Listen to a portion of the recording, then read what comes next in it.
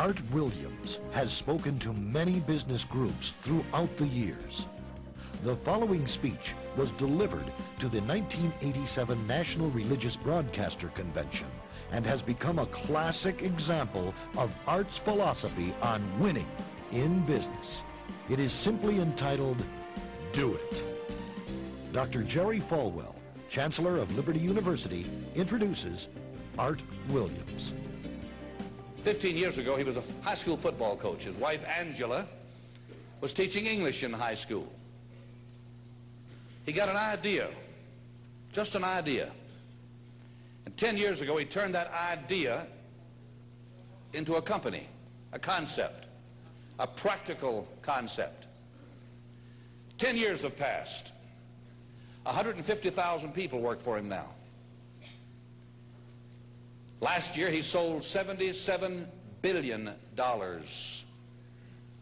worth of insurance. This year, $100 billion. That is more than Prudential and New York Life, number 1 and 2, combined in 10 years. He's from Monroe, Georgia. He has the dialect to prove it. He, this year, will sell $100 billion worth of insurance and revenues $2.5 billion. And he's just now beginning to dream, to plan, to go. Art and Angela Williams have 2 precious children, Art the third and April, their daughter. He is chairman of the inner council, the inner circle of our ministries, and a personal and a dear friend. He is a born-again Christian, as each of his family members, but he's an entrepreneur. And Dr. Armstrong has asked him to come tonight and talk to you about what he knows most and best about. And having been in one of his sales meetings last Thursday in Palm Springs, you know, I usually go out preaching and I try to wake up religious morgues, and most of the places, a lot of the places I go don't need a revival, they need a resurrection. But he asked me to speak to his group of national sales directors, and I had to work hard at getting up where they were and not appearing as a backslidden preacher. This man, I repeat, is the leading entrepreneur in America and a friend of NRB, and I introduce you to you, Mr. Art Williams.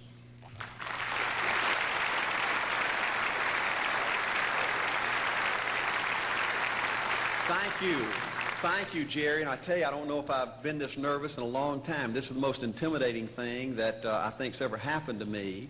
An old dumb South Georgia football coach speaking to a bunch of TV personalities like many of you, many great evangelists in the audience, and who put me between Falwell and Swaggart on the same night just totally blows me away.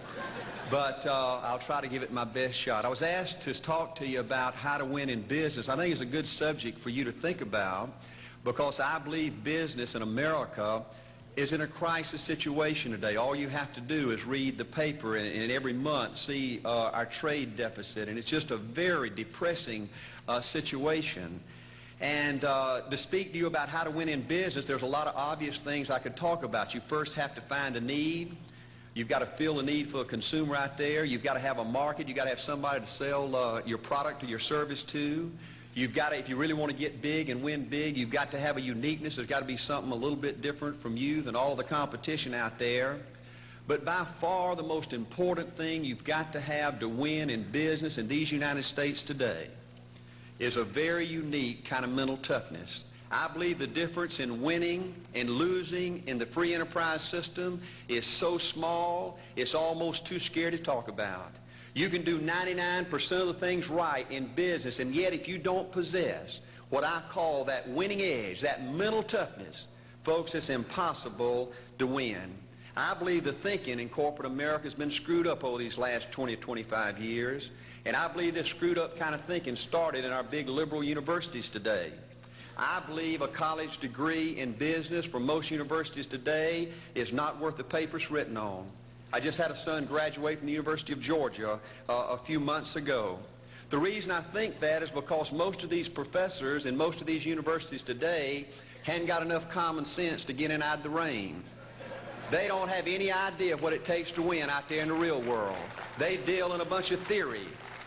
These people have tried to fill up corporate America with this kind of thinking. These are the special people. If you're born rich, if you're born on the right side of the track, they rule you, the privileged class in America. If you're born poor from an average, ordinary background like I came from, they say you're supposed to give up all your big dreams and all your big ambitions and all your big hope. If you have a high IQ, they rule you brilliant. If you have an average IQ like me, they say you ought to drive a truck or be a janitor. Well, bull. That ain't the way. That ain't the way it is, and that ain't the way it ever was. They ain't nobody ever designed a test, nor will they design a test that can measure the heart of a man or a woman. The things that are unique to winning in business in America today are not outside artificial things like IQs, college board scores, college degrees, and stuff like that. The key to winning in these United States is what's inside a person. It's your integrity. It's your people abilities. It's your character. I believe in developing this winning edge. I've got 10 or 12 points that I won't be able to go over with you tonight, but let me just give you a flavor of what I think you've got to do to succeed in these United States. Number one, you've got to get excited. Folks, I don't believe anybody will ever tell you anything more important than this in winning in these United States. 90+% of winning in anything you try to do in America today, you've got to be excited. People in America won't follow or believe in a negative, dull, disillusioned, frustrated, dadgum crybaby. People want people that are positive and excited and enthusiastic and tough. The greatest definition I ever heard, I thought about this 10 million times when I wanted to quit along the way of a winner. This guy said almost everybody in America can stay excited for 2 or 3 months. A few people can stay excited for 2 or 3 years. But a winner will stay excited for 30 years or ever how long it takes to win. Another key to building this winning edge and this mental toughness is you've got to become a dreamer again. You know, I'm a Methodist, and we just changed ministers a few weeks ago, and our new minister came in, and the church was just packed. And the first thing he said, well, it looks like everybody came out to see the monkey perform. And the second thing out of his mouth, he said, for a church to be a great church, you got to have a dream. If you don't have a dream, you're dead. And boy, I sat up and I said, man, me and this guy are going to get along good because he knows what he's talking about. See, folks, I believe in order to win, you got to feel good about yourself. When I was coaching football for 7 years back in Georgia, and I had a paddle in my coaching office, and it was about this thick and this long. And in the fat end, I had little holes bored in it so you could really get some speed and blister their little butt, you know, when they misbehaved. And I had a rule on my football team that if any kid said, I can't, if any football player heard one of my football players said, I can't, he got to bring him in the coach's office and give him 3 licks. And it took me about a month to get all that thinking out of my players every year, you know, and I'd have football players knock on my door at recess and at lunch and after school. And he said, Coach, he said it. Coach, he said it. And I'd make that kid bend over, and I'd give that other kid the board. He'd bust him 3 times. And folks, it didn't take long. You couldn't create a word game to get one of my kids to say, I can't. Bring it home a little bit more personal. When April and little Art were just this little and could understand words, every time they said, I can't, I made them do 3 push-ups. Folks, there ain't nothing you can't do in America if you want to bad enough. Another key in building this winning edge is, folks, you got to stand for something. People in America, the good people in America, are fed up with these dadgum fence sitters and mealy mouths. Corporate America has an especially black eye in business today. Most people in America think you can't find a company. They think you can't find a salesperson that'll tell you like it is and stand behind their word. They think these companies will sell anything, say anything, just to make a sale, just to make a profit. Well, you know what? Folks, if you want to win in the free enterprise system in America today, you got to stand for something. And another point, thank you, is yes, you're going to be controversial. Folks, if you want to win in these United States today, just get ready. You're going to be controversial. The only way not to be controversial is to be average and ordinary. Just call me anything but average and ordinary. Now, I know some of you might say, well, you know, I don't think I like Art Williams. You know, he sounds like an old tough butt to me. Well, folks, I'm telling you, you can be good and tough at the same time. I bet nobody's ever talked to a religious broadcaster like that.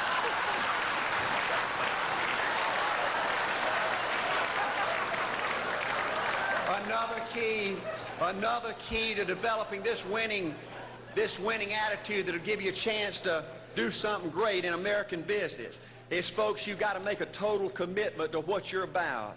Do you know the American people have lost their toughness? They've lost their ability to make a commitment. See, folks, in trying to win in business, you're just going to have so many false starts. You think you get it going time after time, and you just get knocked back to ground zero, and it's your ability to compete, to pick yourself up off the bat one more time, to go for it one more time, that's going to determine success or failure. You know, we've got a divorce rate in America some 50% right now. You know, it just seems like that people that go in business today, they have an attitude, well, I'm going to stick my toe in it. If I start making all this money, get all these promotions, then I'll see this thing through. Well, folks, that's not the way it works. The first step to winning in business in America today is you've got to make a total commitment. Total commitment gives you that little extra ounce of courage you need to fight back through the tough times. Winning in business demands the same kind of commitment that winning in marriage demands. You know, I fell in love with my wife in the 2nd grade. Only girlfriend I ever had. We ran off and got married our freshman year, had both of our children before we left college. We're true business partners in marriage. We go everywhere together. I spend more time with her, been married to her 26 years, now I got 2 grandbabies, love her more today than I ever have. But I don't like her all the time. There's a bunch of times every day that I don't like her. You know, I'm a nut about brushing my teeth. You know, if I can get the toothbrush, I'll brush my teeth 4, 5, 6 times a day. And Angela's always forgetting everything, you know. And she always leaves the cap off the toothpaste, you know. And when I go in there to brush my teeth, the cap's off. It's got that hard little crust around the edge. You know, it just burns me more than I can tell you, you know. And I get on Angela's nerves about a lot of things. You know, we were having dinner last week, and every time we get through, Angela kicks me under the table, you know, and gets me back in my room and says, "Art, you ain't got no class." You know, I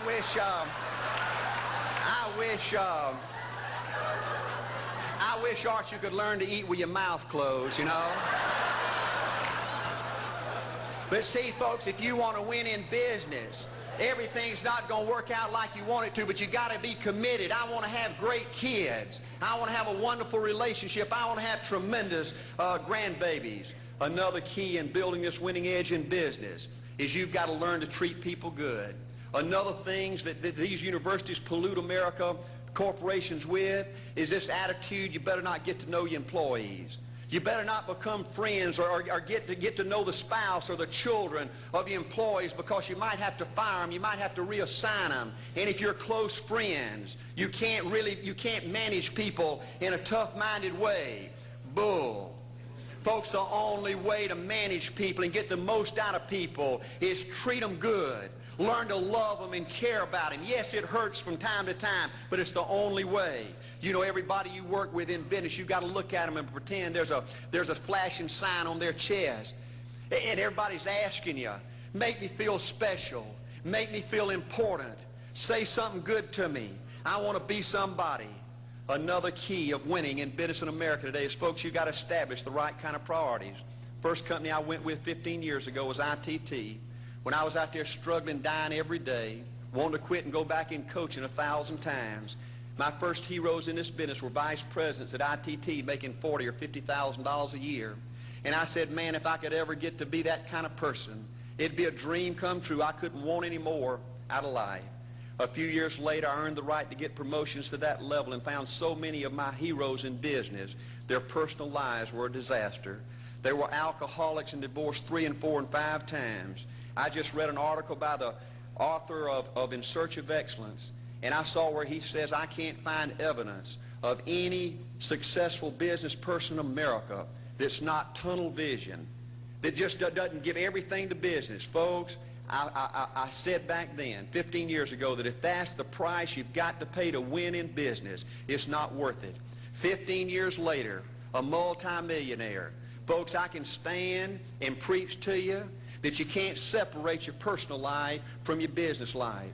God's got to come first. Your family's got to come second, and business has got to come third. And I believe if you have a lousy spiritual life and a lousy personal life, long range, it's going to be devastating to your business. Another thing in building this winning attitude.